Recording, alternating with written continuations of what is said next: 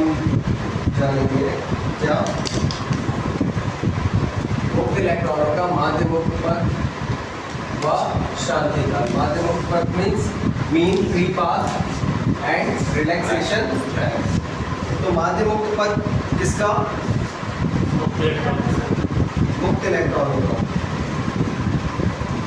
मुक्त इलेक्ट्रॉन कल बता चुके थे तुम लोगों को क्या होते हैं।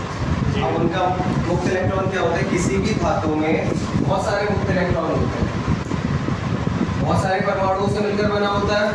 धातु बहुत सारे परमाणुओं से मिलकर बनी होगी। धातु मतलब चालक, तो उसमें बहुत सारे परमाणु होंगे, बहुत सारे परमाणुओं से बहुत सारे इलेक्ट्रॉन निकलेंगे। कितने इलेक्ट्रॉन हो जाते हैं? 10 की घात 29। 10 की घात 29 का मतलब 10 के कितने जीरो लगेंगे? 29 जीरो कितने इलेक्ट्रॉन होंगे? सही है। पर मीटर क्यूब धातु में कितने सारे इलेक्ट्रॉन होते हैं? कितने? 10 की घात 29 के बराबर है। ठीक है, जो इसके अंदर घूमते रहते हैं। क्या होते हैं? इलेक्ट्रॉन होते हैं जो फ्रीली घूमते रहते हैं। तो उनके बारे में आज बताया जाएगा। उनके बारे में दो चीजें बताई जाएंगी। क्या?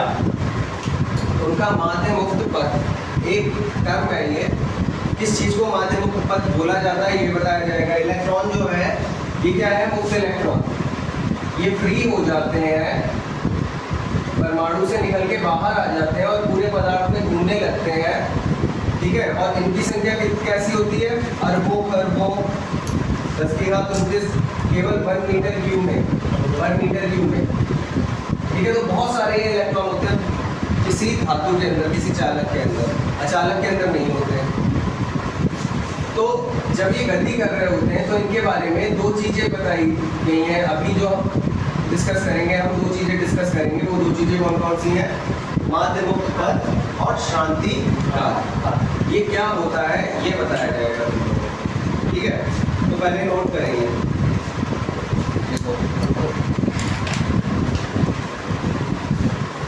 धातुओं में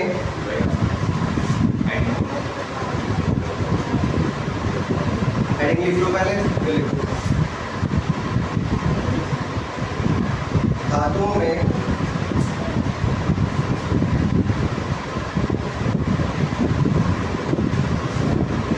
मुक्त इलेक्ट्रॉन, धातुओं में मुक्त इलेक्ट्रॉन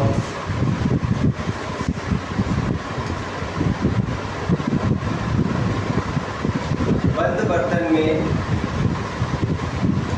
बर्तन में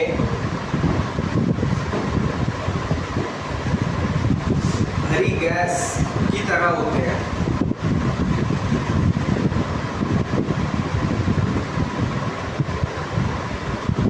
इस कारण इन्हें इलेक्ट्रॉन गैस भी कहते हैं।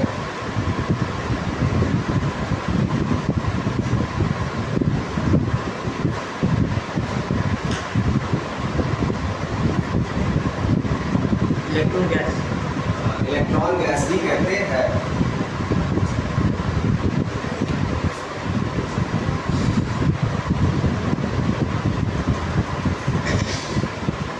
ये इलेक्ट्रॉन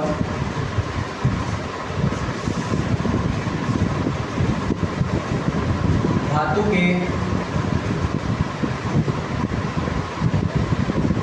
स्थिर धरायनों के बीच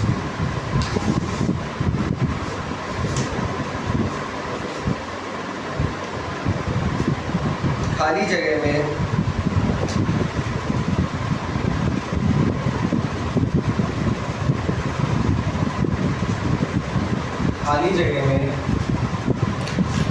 उच्च ऊष्मीय वेग, खाली जगह में उच्च ऊष्मीय वेग, ब्रैकेट में लिख लेना 10 की घात 5 मीटर पर सेकंड। ये लगभग का साइन बताया था ना मैंने।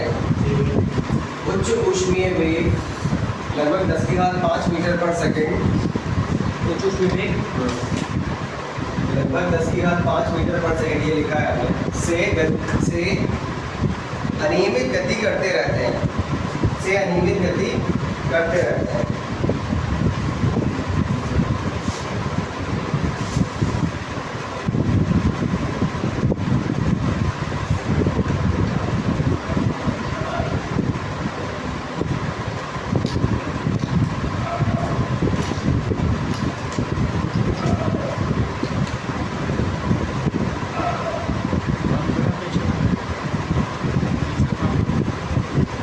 ठीक है। गति करते समय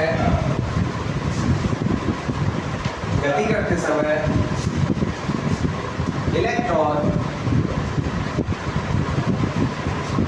बार बार एनायनों से टकराते रहते हैं।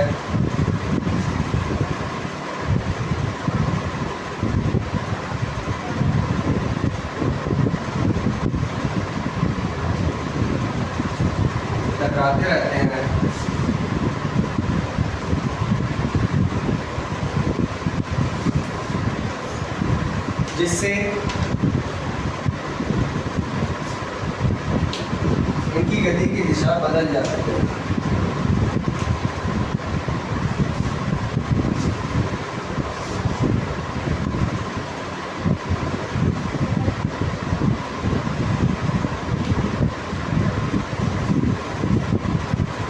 ठीक है। किसी इलेक्ट्रॉन द्वारा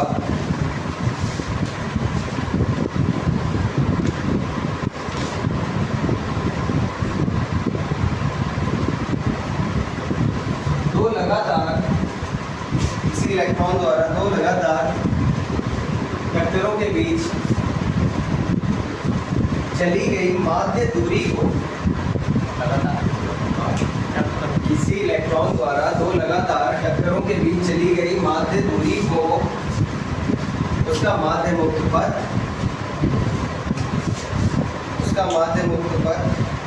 कहते हैं।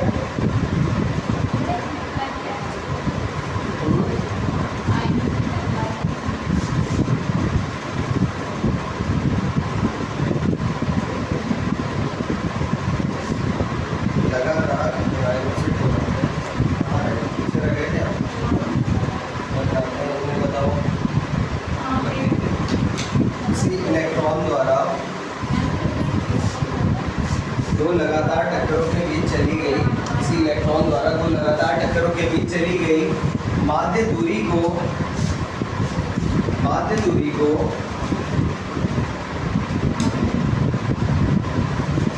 उसका माध्य मुक्त पथ कहते हैं तथा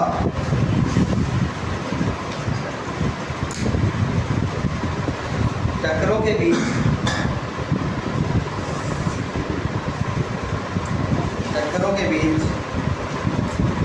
माध्य समय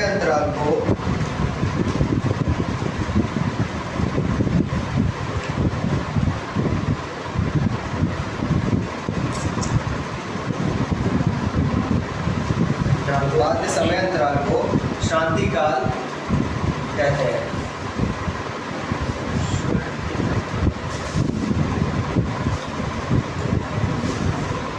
माध्य शांति काल तो माध्य समय अंतराल को शांति काल कहते हैं। ठीक है। अब देखो यहाँ पे क्या बताना चाहे तुम लोगों को, किसी धातु के अंदर इलेक्ट्रॉन बहुत बड़ी संख्या में होते हैं। ये बात तुम लोगों को समझ में आ गई। ठीक है। किसी धातु के अंदर इलेक्ट्रॉन बहुत बड़ी संख्या में होते हैं। कितने होते हैं 1 मीटर क्यूब में? 10 की घात 29। 10 की घात 29 मतलब 1 करोड़ लिखने में तुम थक जाते हो। ये कई बार 1 करोड़ है। सही है। 1 करोड़ का कई गुना है ये। तो 1 मीटर क्यूब आयतन में कितने इलेक्ट्रॉन होंगे? 10 की घात 29। तो इस कारण ये जैसे 1 मीटर क्यूब धातु ली गई तो उसके अंदर इलेक्ट्रॉनों की संख्या बहुत अधिक हो जाती है। कितनी कैसी हो जाती है? बहुत ज़्यादा। तो इसे क्या बोला जाता है? ये एक तरीके से ऐसे दिखता है जैसे कोई गैस भर दी गई हो बर्तन के अंदर, उसमें भी बहुत सारे अणु होंगे ना, उसके भी अणु बहुत सारे आ जाएंगे। तो इसे क्या बोला जाता है? Electron gas.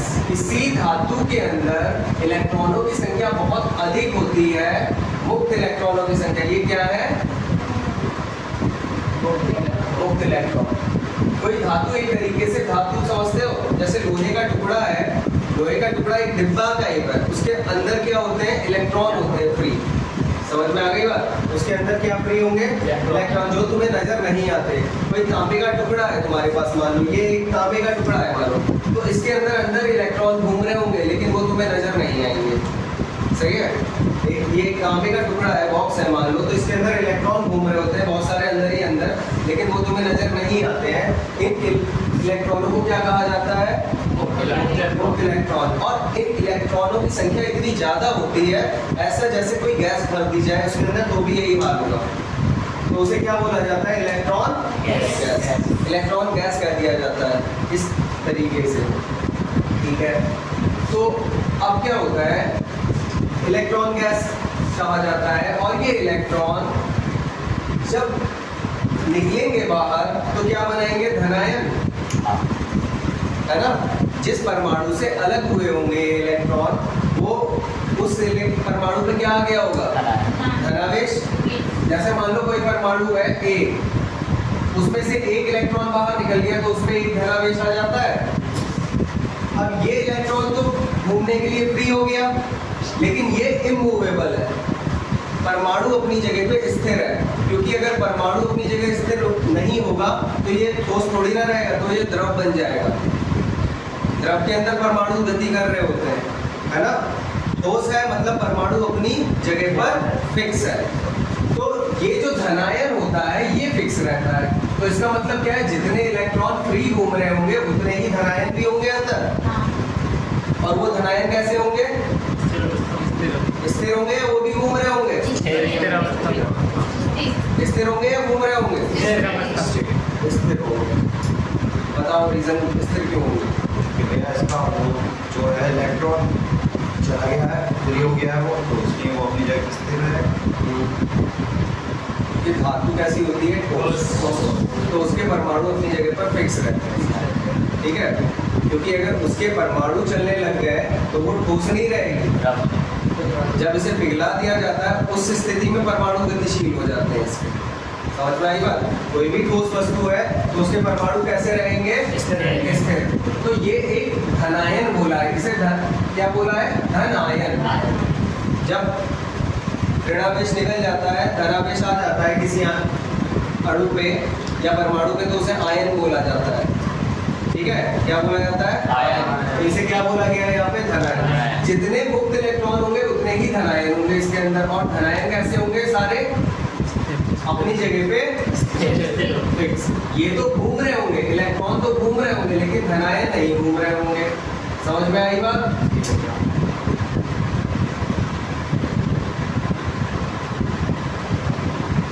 तो इसका मतलब क्या हुआ? जितने इलेक्ट्रॉन होते हैं उतने ही इसमें क्या होंगे? धनायन। गति कौन कर रहा होगा? धनायन गति नहीं कर रहा होंगे। समझ में आई बात? घूमने के लिए इलेक्ट्रॉन फ्री है केवल। अब होता क्या है? जिस ऊष्मा के कारण ये बाहर निकले, जिस ऊष्मा के कारण ये बाहर निकले, उसी ऊष्मा के कारण इन्हें एक वेग मिलता है। वो जब ये बाहर आ गए तो इन्हें गति भी तो मिलेगी। उस ऊष्मा के कारण इन्हें वेग मिलता है और ये क्या करने लग जाते हैं? गति, तेजी से गति करने लग जाते हैं 10⁵ मीटर पर सेकंड से। 10⁵ मीटर पर सेकंड का मतलब क्या हुआ? 1, 2, 3, 4, 5 मीटर पर सेकंड। और अगर 3 जीरो को मैं किलोमीटर में बदल दूं, है ना, 100 किलोमीटर, तो 100 किलोमीटर पर सेकंड से चलने लगते हैं। यानी कि 1 सेकंड में कितनी दूर चले जाते हैं? 100। अगर मैं 1000 से डिवाइड करके इसे किलोमीटर में बदल दूं तो कितने होगा? 100 किलोमीटर पर सेकंड। 100 किलोमीटर पर सेकंड का मतलब समझ रहे हो? 1 सेकंड में 100 किलोमीटर। इसका मतलब 1 सेकंड में बरेली पार कर देंगे यहाँ से, ठीक है। कितनी देर चल रहे होते हैं ये इलेक्ट्रॉन? 1 सेकंड में क्या पार कर देंगे? बरेली।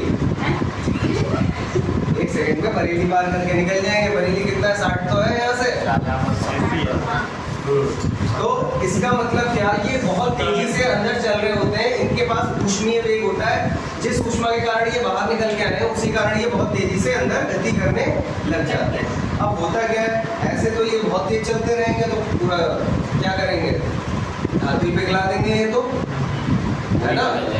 जिससे पैदा हुआ है उसी को खत्म कर डालेंगे ये तो, इतनी तेज अगर चलते रहे तो होता क्या है? अंदर ये चलते बहुत तेज है लेकिन इनकी टक्कर होती रहती है लगातार किससे? क्योंकि वो अपनी जगह स्थिर है। ये चलेंगे, स्पीड पकड़ते हैं तभी टकरा जाते हैं। जब टकरा जाते हैं तो क्या वेग बढ़ा रहता है? तुम यहाँ से मान लो दौड़ना शुरू हुए, सामने दीवार पे टकरा गए, ठीक है, ठीक है, तुमने खुद को रोका, फिर जब दौड़ना शुरू करोगे तो 0 से स्टार्ट करोगे या उसी तेजी से दौड़ रहे होगे जिससे पहुंचे थे वहां पे? 0 से करेंगे ना। तो क्या ये लगातार टकराते रहते हैं, जिस कारण इनकी गति जो है, गति की दिशा लगातार बदलती रहती है, टक्कर होती है और दिशा लगातार बदलती रहती है। मान लो एक इलेक्ट्रॉन ये ले रहे हैं हम, ये अब ये यहाँ से चला, ये बहुत तेज निकला यहाँ से, ठीक है, एकदम से निकला, यहाँ जाके टकरा गया, अब इधर को मुड़ गया। अब इधर को तेजी से चला, अब इधर टकराया कहीं, इधर टकराया, इधर कहीं मुड़ गया, फिर चला, फिर टकराया, तो फिर 0 से स्टार्ट करता रहेगा अपनी गति को। सही है। तो इस तरीके से सारे जो इलेक्ट्रॉन है वो अनियमित रूप से इधर उधर गति करते रहते हैं। तो ये जो टक्करें हो रही है ना इनकी, तो दो लगातार टक्करों के बीच, दो लगातार टक्करों की माध्य दूरी जो होती है किसी इलेक्ट्रॉन की, उसे कहा जाता है इलेक्ट्रॉन का माध्य मुक्त पथ। माध्य मुक्त पथ, दो लगातार टक्करों के बीच की दूरी होती है, इसे क्या कहा जाता है? माध्य मुक्त पथ।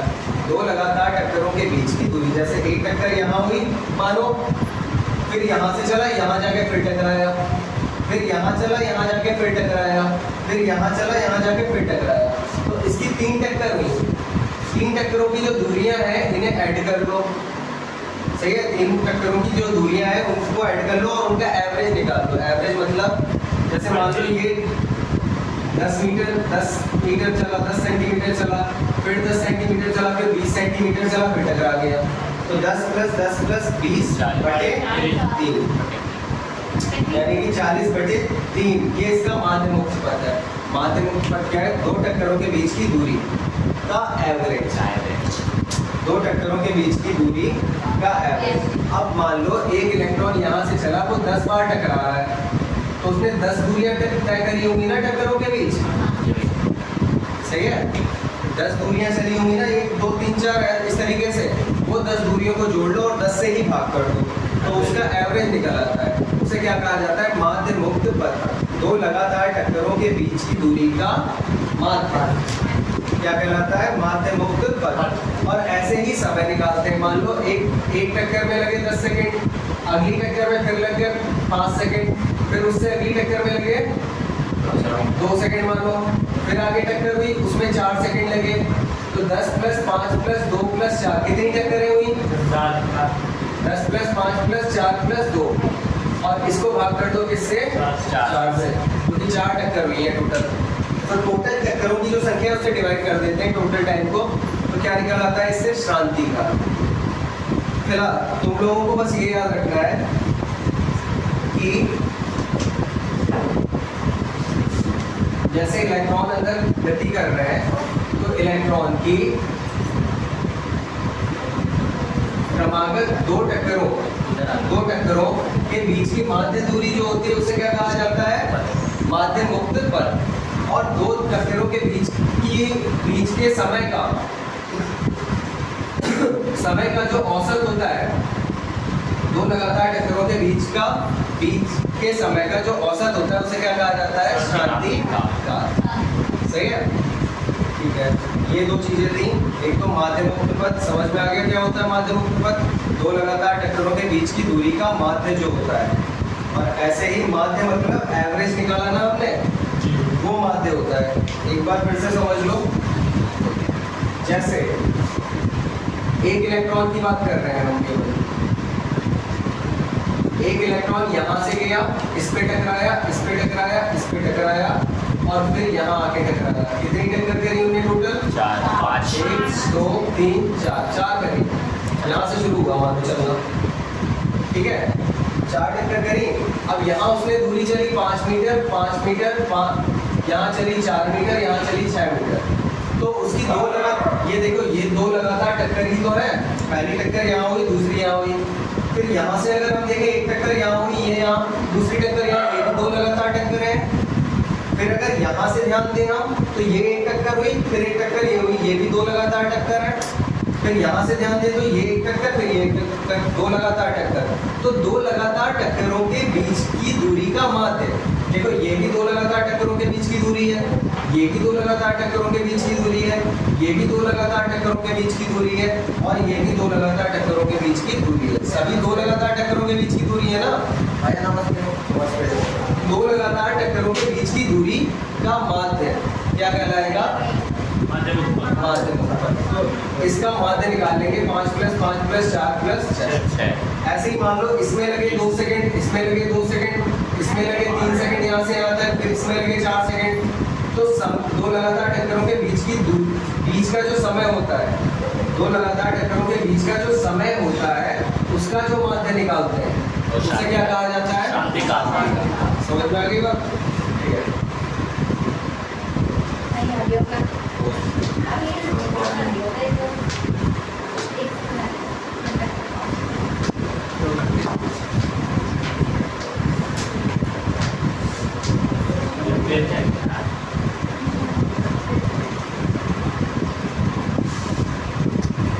तो अब नेक्स्ट हेडिंग है हमारी अनुगमन वेग, ड्रिफ्ट वेलोसिटी।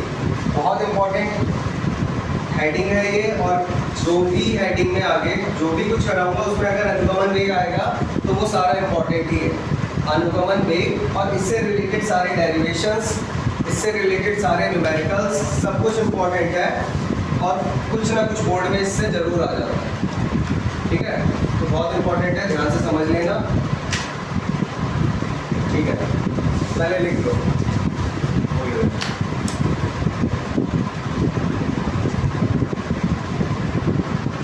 देखो, जब हम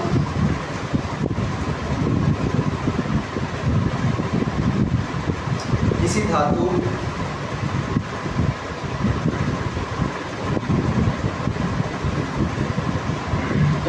धातु के तार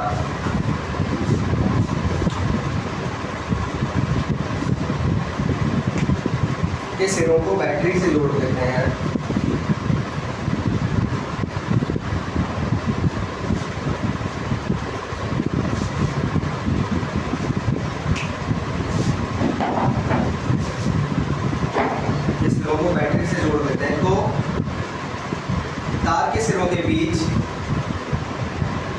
तो तार के सिरों के बीच विभवांतर स्थापित हो जाता है।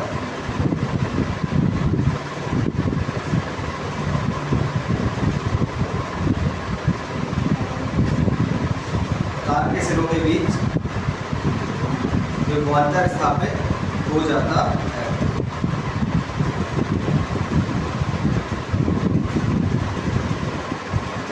ठीक है,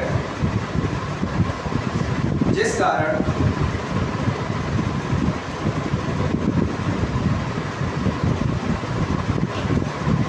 मुक्त इलेक्ट्रॉनों पर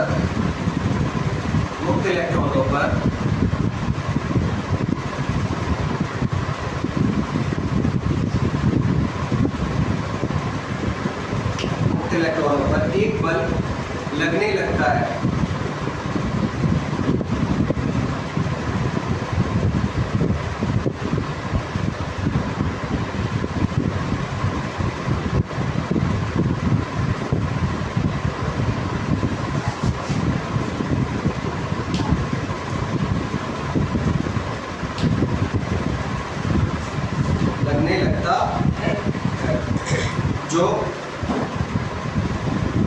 जो इलेक्ट्रॉनों को त्वरण प्रदान करता है।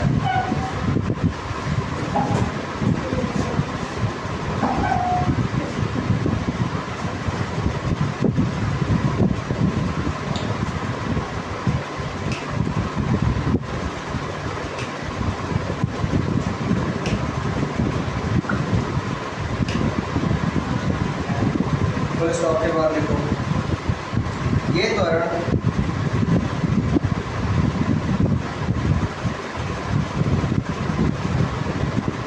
इलेक्ट्रॉनों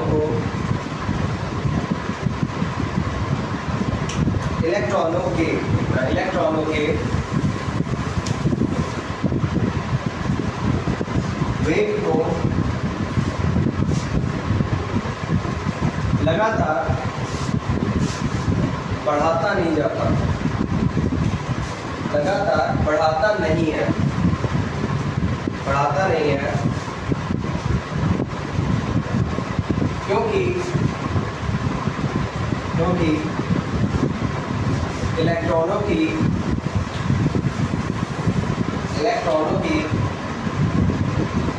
धनायनों से लगातार टक्कर होती रहती है, इलेक्ट्रॉनों की धनायनों से लगातार टक्कर होती रहती है, जिस कारण वे अपनी ऊर्जा खोते रहते हैं।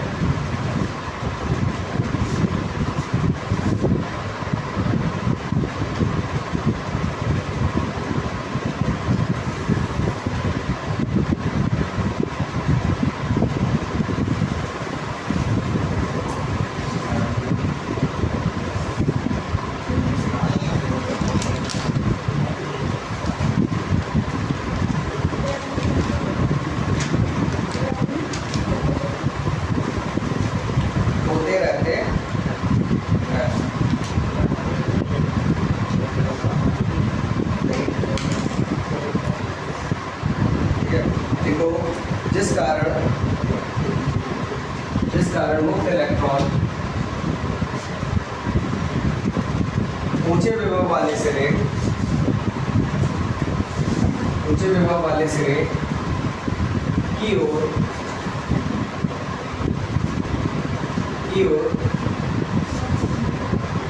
एक सूक्ष्म नियत वेग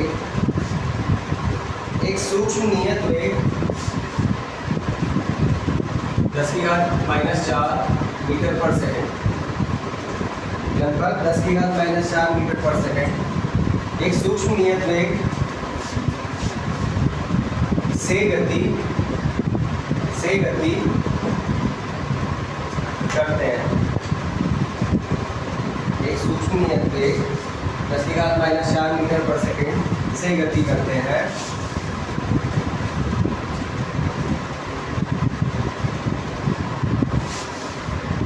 जिसे इलेक्ट्रॉनों का अनुगमन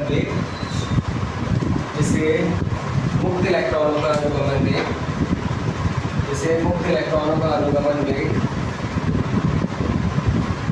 कहते हैं। देखो अब अनुगमन वेग होता क्या है। जैसे ये कोई तार है, हम इसे बड़ा करके दिखा रहे हैं, ठीक है। ये किसी तार का सिरा है, सही है। तार वैसे इतना मोटा नहीं होता, पतला सा होता है, लेकिन मैं बड़ा करके दिखाता हूँ कि उसके अंदर सिस्टम क्या होता है वो समझाने के लिए। अब इसके अंदर फ्री इलेक्ट्रॉन होंगे, धातु का तार है तो इलेक्ट्रॉन तो होंगे इसके अंदर, मुक्त इलेक्ट्रॉन होते हैं ना, क्या होंगे?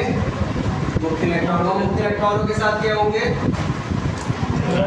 स्थिर धनायन भी होंगे इसके अंदर। स्थिर क्या होते हैं? हम क्या समझ रहे हैं अभी? अनुगमन वेग। अनुगमन वेग क्या होता है ये समझ लेना। देखो अब क्या होता है, ये जब इस तार के सिरों को, अभी तो ये नॉर्मल है, जो हमने बताया था कि इलेक्ट्रॉन फ्रीली अनियमित गति करते रहते हैं, धनायनों से टकराते रहते हैं, वो तब की अवस्था थी जब इसे बैटरी से नहीं जोड़ा गया, है ना। केवल ऊष्मीय वेग से गति कर रहे थे, वो जो ऊष्मा मिली हुई थी उससे ही। लेकिन अभी क्या किया जाएगा? अनुगमन वेग जो है वो कब केस बनता है? जब बैटरी से जोड़ दिया जाता है, ठीक है। अभी जो बताया था तुम्हें शांतिकाल वगैरह, वो कब बताया था? जब बैटरी से नहीं जोड़ा गया। अब क्या किया गया? इसे बैटरी से जोड़ दिया गया, ठीक है। तो बैटरी का देखो क्या होता है, ये चीज ध्यान रखना कि बड़ा जो डंडा होगा वो पॉजिटिव सिरा माना जाता है, और जो छोटा डंडा होता है उसे क्या माना जाता है? नेगेटिव सिरा, ठीक है। ये क्या है? एक बैटरी है। अब बैटरी से जब जोड़ दिया गया इसे, तो इलेक्ट्रॉन क्या करेंगे? धन ध्रुव की तरफ भागना शुरू कर देंगे, विभवांतर स्थापित हो जाएगा ना। जब बैटरी से जोड़ोगे तो विभवांतर स्थापित होगा, विभवांतर स्थापित होगा तो क्या? इलेक्ट्रॉनों पर बल लगेगा, वैद्युत क्षेत्र स्थापित होगा, विभवांतर स्थापित होगा तो वैद्युत क्षेत्र ई स्थापित होगा, तो बल लगेगा F बराबर क्या होता है Q इंटू E। F बराबर QE होता है वैद्युत बल, तो बल लगने लग जाएगा ना, क्योंकि विभवांतर स्थापित होता है तो वैद्युत क्षेत्र E स्थापित होता है और उसके कारण क्या लगने लग जाता है बल, यानी कि इलेक्ट्रॉनों पर बल लगने लग जाता है। और एक सिंपल बात ये भी है, ये कौन सा सिरा है पॉजिटिव, ये कौन सा सिरा है, तो भी इलेक्ट्रॉनों को धनावेश की तरफ भागने की आदत होती है, ऐसे भी समझ सकते हो। तो ये इलेक्ट्रॉन क्या करेंगे, ये चाहेगा इलेक्ट्रॉन कि मैं बहुत तेजी से यहाँ पहुंच जाऊं, है ना, यही तो चाहेगा कि मैं भागता हुआ बहुत तेजी से इधर पहुंच जाऊं। लेकिन क्या होगा, जैसे ये भागना शुरू करेगा ये टकरा जाएगा, सही है। तो ये जो बल लगा हुआ है F, जो बल लगा हुआ है वैद्युत बल, इधर की तरफ क्या लगा होगा इलेक्ट्रॉन पे वैद्युत बल, ये इलेक्ट्रॉनों में त्वरण उत्पन्न करता है, मतलब गति देता है ना, वेग देता है इलेक्ट्रॉनों को, लेकिन उस त्वरण के कारण इनका वेग लगातार बढ़ता नहीं जाता, लगातार बढ़ता नहीं है। क्यों, इसका वेग बढ़ रहा होता है, बहुत तेजी से मान लो बढ़ रहा है, ये यहाँ तक फ्रीली आ गया, ये आया, लेकिन यहाँ टक्कर हो गई आके, जब यहाँ टक्कर होगी तो इसका जो वेग बढ़ा हुआ था बहुत तेज, वो क्या हो जाएगा जीरो, टकरा के ये किधर और को मुड़ जाएगा ना, मतलब इसकी डायरेक्शन बदलेगी, फिर टक्कर होगी तो क्या होगा, अपनी ऊर्जा खो देगा, जो ऊर्जा इन्हें प्राप्त कर ली थी इलेक्ट्रॉन, मतलब यहाँ पे होता क्या है, इलेक्ट्रॉन बहुत तेजी से गति करना चाहते हैं, लेकिन कभी उनकी किससे हो जाती है टक्कर, धरायन से, बीच में धरायन से टक्कर हो जाती है, तो वो अपनी ऊर्जा खो देते हैं। इस कारण इनका वेग जो है वो लगातार बढ़ता नहीं जाता है, ठीक है।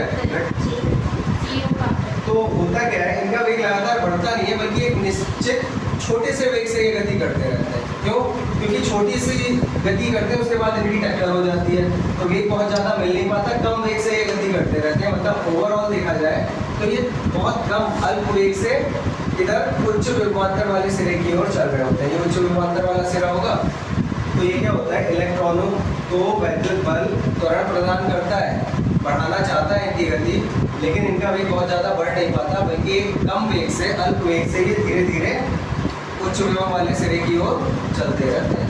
इस अल्प वेग को ही क्या कहा जाता है, अनुगमन वेग। एक धीमे वेग से ये चलते रहते हैं, उस वेग को क्या कहा जाता है, अनुगमन वेग। इसे BD से दिखाते हैं, ठीक है, इससे BD से। और इसका मान क्या होता है, 10⁻⁻⁴ मीटर पर सेकंड के बराबर लगभग होता है।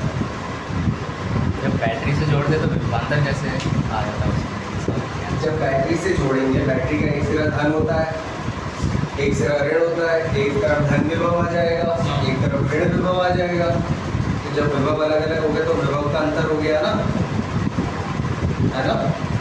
सेम विभव अगर होते तो विभव का अंतर नहीं होता, विभवांतर का मतलब क्या होता है, विभव का अंतर। तो इसमें त्वरण क्यों आ जाता है? त्वरण, जब त्वरण का मतलब क्या है, जब हमारा वेग बढ़ रहा होगा या घट रहा होगा वो तो त्वरण होता है, और जब ये गति कर रहा है इसका वेग बढ़ेगा तो त्वरण आ जाएगा। त्वरण मतलब क्या होता है, त्वरण की सिंपल डेफिनेशन ये है कि वेग लगातार बढ़ना मतलब त्वरण है। तो जब ये यहाँ से गति करना स्टार्ट करेगा, इसका वेग बढ़ना शुरू हो जाएगा, यानी कि त्वरण उत्पन्न हो गया, ठीक है, त्वरित हो जाता है ये, लेकिन वेग लगातार बढ़ता नहीं है। जैसे इसकी टक्कर होती है, इसकी ऊर्जा खत्म हो जाती है, वेग खत्म हो जाता है। तो यानी कि ये यहाँ तक पहुँचने में इसे बहुत सारी टक्करें झेलनी पड़ेंगी ना बीच में, तो ये फटाफट यहाँ नहीं पहुँच पाएगा। अगर कोई भी टक्कर नहीं होती तो ये तुरंत आ जाता, लेकिन इतनी सारी टक्करों में इसे यहाँ तक आने में आएगा यहीं तक, लेकिन समय ज़्यादा लग जाएगा। तो समय ज़्यादा लगेगा तो यानी कि वेग हल्का हो गया, है ना। तो क्या होता है, ये तेजी से गति करना चाहते हैं, बैटरी से जैसे ही जोड़ा जाता है, एक सिरा धन विभव पे आ जाता है, दूसरा सिरा ऋण विभव पे। ये उच्च विभव वाले सिरे की ओर इलेक्ट्रॉन तेजी से जाना चाहते हैं, लेकिन तेजी से जा नहीं पाते हैं। क्यों, क्योंकि बीच में टक्कर हो जाती है इनकी धरायन से और वहीं ऊर्जा खो देते हैं। तो जो तेज वेग से चल रहे होते हैं वो खत्म हो जाता है, फिर से धीमे वेग पे आ जाते हैं, फिर शुरू करते हैं, फिर टक्कर हो जाती है, फिर वेग धीमा हो जाता है। तो ये तेज वेग से नहीं चल पाते इधर, कितने वेग से चलते हैं, एक सूक्ष्म वेग से चलते हैं। उस सूक्ष्म वेग को क्या कहा जाता है, अनुगमन वेग, ठीक है। देखो इसे BD से प्रदर्शित करते हैं, इसे BD से प्रदर्शित करते हैं। ठीक है, पढ़ लेना इसे, कल पूछूंगा इसमें से। प्रैक्टिस की